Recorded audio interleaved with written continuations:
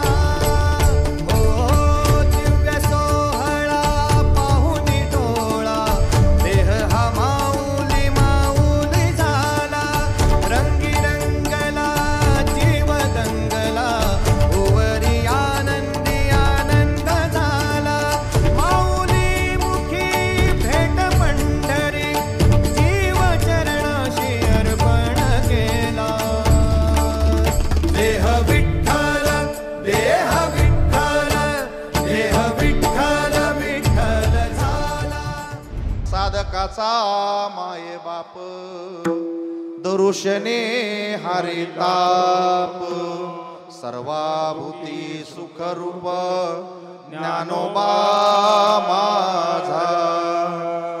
चालविली जड भिंती, हरले चांग याची भ्रांती. मोक्ष मार्गीचा सांगाती ज्ञानोबा माझा.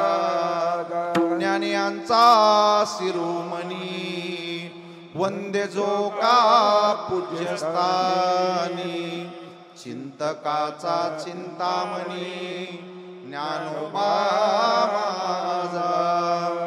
गुरु सेवे लागी जान, शरण एका जनार्दन. त्रैलोक्याचे जीवन ज्ञानोबा माझा. नंतर ज्ञानेश्वर महाराजांचा प्रभाव सगळ्या लोकांना माहिती झाला. माऊलींनी नेवाशामध्ये सुंदर अशी ज्ञानेश्वरी भावार्थ दीपिकाचं नाव आहे ज्ञानदेवी. इथं आल्याच्या नंतर लोकांना चांगदेव महाराजांचा भ्रमनिरस झाल्याच्या नंतर आळंदीकरांना माऊलीचं महत्त्व कळालं. मग लोकांनी बैलगाडी सजवली. ज्ञानेश्वर महाराजांची पहिली मिरवणूक मग आळंदीमध्ये निघाली. ज्ञानेश्वरीची पहिली मिरवणूक मग आळंदीमध्ये निघाली. नगर प्रदक्षिणा करून ज्ञानेश्वरी सिद्धेश्वरांच्या समोर ठेवण्यात आली. ज्ञानेश्वरी वाचा, ज्ञानेश्वरी जो कोणी वाचेल तो जगण्यामध्ये परिपूर्ण होतो. मृत्यूवरती मात करता येते, आहे त्या परिस्थितीत राहता येतं. ज्ञानेश्वरीसारखा ग्रंथ त्रिलोक्यात सुद्धा नाही. ती प्रत्येकाच्या घरी असली पाहिजे. म्हणून ज्ञानेश्वरीचा महिमा सर्वत्र वाढत असताना ज्ञानेश्वर महाराजांनी सिद्ध बेटामध्ये दुसरा ग्रंथ लिहिला. त्या ग्रंथाचं नाव आहे अमृता अनुभव. अक्षरांशी खेळत असताना आलेले अनुभव हे संसारातले असतात. संसारातले जे अनुभव असतात ते भवाच्या संदर्भात असल्यामुळे त्याला अनुभव वाचतात. आणि ज्ञानेश्वर महाराजांनी जे जे लिहिलेलं आहे ती त्यांची अनुभूती होती. म्हणून त्या अनुभूतीचा परिपाक म्हणून अमृत अनुभव तयार झाला. चांगदेव 65 तयार झाली. त्यानंतर ज्ञानेश्वर महाराजांनी गाथासुद्धा लिहिला. ह्या सर्व ग्रंथ संपदा केल्याच्या नंतर ज्ञानेश्वर महाराजांनी स्वतःची आवड निवृत्तीनाथांकडे प्रगट केली. हे सगळेजण पुन्हा आपेगावला गेले. आणि आपेगावला गेल्याच्या नंतर आपेगावाच्या गोदावरीच्या तीरी श्रीमन निवृत्तीनाथांनी ज्ञानोबरायांना योग शिकवला, ज्या बळावरती ते इतके मोठे झाले. तो योग होता कुंडलिनी जागरणाचा. चित्तशुद्धी झाल्याच्या नंतर भावशुद्धी होते. भावशुद्धी झाल्याच्या नंतर आपण ज्या अनेक चक्रामध्ये फिरत फिरत फिरत फिरत येत असतो त्याचं ज्ञान निवृत्तीनाथांनी माऊलींना दिलं. आपल्या शरीरामध्ये पहिलं चक्र आहे, त्याचं नाव आहे मूलाधार चक्र. ज्या चक्रामुळे आपण या सृष्टीमध्ये येत असतो, या शरीरामध्ये येत असतो, इथे तग धरून राहत असतो आणि त्या चक्राने सोडल्याच्या नंतर आपला मृत्यू होतो. त्या मूलाधार चक्राचं ज्ञान होणं गरजेचं आहे. मूलाधार चक्राच्या ज्ञानाने एवढी साधना आणि सिद्धी प्राप्त होते की कुठल्याही आपत्कालात आणि कुठल्याही युगामध्ये तुमच्या जीवनाला धक्कासुद्धा लागत नाही. ही विद्या ज्ञानेश्वर महाराजांना निवृत्तीनाथाने दिली. मूलाधार चक्राच्या नंतर दुसरं जे चक्र आहे त्या चक्राचं नाव आहे स्वाधिष्ठान चक्र. ही जी माणसं आहेत ते अधिष्ठानावर फिक्स नसल्यामुळे नेहमी कुठं ना कुठं नेहमी भरकटत असतात आणि दुसऱ्यामध्ये सुख शोधत असतात. नीट ऐकायचं सगळं. आणि लोकांमध्ये सुख शोधण्यामध्ये, वस्तूमध्ये सुख शोधण्यामध्ये आपला जन्म वाया जातो, पण तुम्ही कधी समाधानी होऊ शकत नाही.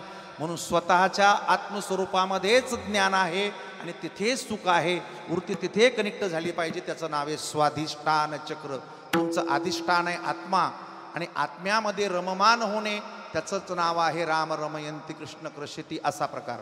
स्वाधिष्ठान चक्रामध्ये स्थिर झाल्याच्या नंतर तुम्हाला जगत शून्य वाटत असतं आणि तुमचा प्रवाह दिव्यत्वाकडे जात असतो, अनादी काळ राहता येत असतं. पुढे ऐका, तिसऱ्या चक्राचं नाव आहे मणिपूर चक्र. हे इथे आहे मणिपूर चक्र आपल्या सगळ्यांचं. तुम्ही आता मणिपूर चक्रातच आहे. बस आता माणसाजवळून जाता घरी, दूध काढला असेल का, लेकरं शाळेत गेली असतील का, स्वयंपाक केला असेल का. या मणिपूर चक्राची उंची, लांबी, खोली अद्याप कुणाला काही सापडलेली नाही आणि आपल्याला ते सारखं भ्रमिष्ट करतं. त्यासाठी ज्ञानोबरायांनी सांगितलं, वायामन हे नाव एरवी कल्पनाची सावेव जयाचनी संगे जीव दशा वस्तू. अरे आयुष्यभर आपण परमार्थ करतो, आपलं मन जर लागत नसेल तर आपल्या साधनेचा काही उपयोग होणार नाही. म्हणून मणिपूर चक्राची साधना निवृत्तीनाथांनी ज्ञानोबरायांना दिली. माणसाचं मन फिक्स असलं पाहिजे, त्याची गडबड होता कामा नाही. आपण तर जगाकडे पाहता पाहता आपल्या मनाला विविध मार्ग सापडतात. म्हणून मनाची अवस्था ज्ञानोबरायाने पूर्ण केली. नंतर ते पुन्हा 5व्या चक्रामध्ये आले. त्या चक्राचं नाव आहे अनाहत चक्र. नीट बघायचं जरा, शिकत जा, करत जा. ज्ञानोबराय मोठे कशानं झाले? अनाहत चक्रानं झाले. हे हृदय जे आहे याला कोणीही टच करू शकत नाही, हृदयामध्ये कोणी राहू शकत नाही. आपला सगळा पसारा डोक्यात आलेला आहे, हृदयात नाही. ही जागा केवळ ईश्वराची आहे. याची उंची, लांबी एवढी मोठी आहे की 100 हजारो करोडो ब्रह्मांड हृदयामध्ये राहत असतात. स्टोरेज येतं, स्टोरेज मोबाईल वाणी. हजारो घटना तुमच्या हृदयामध्ये बसलेल्या आहे. त्याला विकसित जर केलं तर हृदय शुद्ध होतं आणि ज्याचं हृदय शुद्ध झालं त्याच्या नजरेतून सुद्धा कल्याण, आशीर्वाद, मांगल्य, सुख, समाधान ह्या गोष्टी ज्ञानोबरायांनी गुरूंनी दिल्या आणि ते विशाल हृदयाचे झाले. आता हृदय हे आपुले चौफाळुनिया भले वरती बैसवू पाऊले. श्री गुरूंची आणि श्रीगुरूंची साधना करून इथल्या चक्रामध्ये आले ते विशुद्ध नावाचं चक्र. बघा जरा, तुमच्याकडे ॲक्वाचं पाणी पित असताना तुम्ही फिल्टर करत असता, तसं या घाटीमध्ये सुद्धा आहे की आपला ॲक्वा बसवलेला आहे. माणसं खोटं बोलले की तेही तसाचत असतं. एका माणसाने एका माणसाला 5,000 रुपये मागितले. याच्या खिशात 10,000 होते. 10,000 हे याला माहीत होतं, पण पुढचा पैसे देणार नाही म्हणून तो म्हणला दिले असते, काल आला असतं तर दिले असते. एकदा जर तुम्ही खोटं बोलले ना तर इथंच थांबवतो. त्याच्यामुळे तुम्ही किती बाऱ्या खोटं बोलले म्हणून तुमच्यावर विश्वास राहिला नाही कोणाचा. चुकून जर पाहुण्याला म्हणले चहा घ्यायला चला, तो माणूस म्हणतो कुठून, म्हणतो इथून का इथून. त्याच्यामुळे तुम्ही भजन सुद्धा कुठून करता त्याच्यावर बी संशय आमचा, की इथून करताय का इथून करताय. ते काय हात असतं एक आणि माणसं बोलतात एक. हे विशुद्धपणा जेव्हा तुमच्या अंगी येईल ना तेव्हा तुम्ही संत होऊ शकता. तुम्ही ज्याच्याकडे पाहाल तेव्हा तुमच्या बोलण्यानं सुद्धा दुसऱ्याचं बरं होऊ शकतं. आपण ज्याचं बोलू का बोलले की तुम्ही दुसऱ्याचं वाजलंच समजायचं. त्याच्यामुळे विशुद्ध नावाचं चक्र ज्ञानोबरायाला प्रसन्न झालं. आणि 6वं जे चक्र आहे त्याचं नाव आहे आज्ञाचक्र. आज्ञाचक्राचा अर्थ आहे का समाधीकडे जातो आपण. आज्ञाचक्र दोन्ही भुवईच्या मध्ये असतं. ज्ञान प्रखर चक्र आहे. हे चक्र ज्या माणसाला प्रसन्न झालं त्याला जगामध्ये फक्त चैतन्य आणि चैतन्य दिसत असतं. ह्या आज्ञाचक्राच्यामुळं ज्ञानोबरायाला अनंत काळ राहता येतं. शेवटी 7व्या चक्रामध्ये गेले.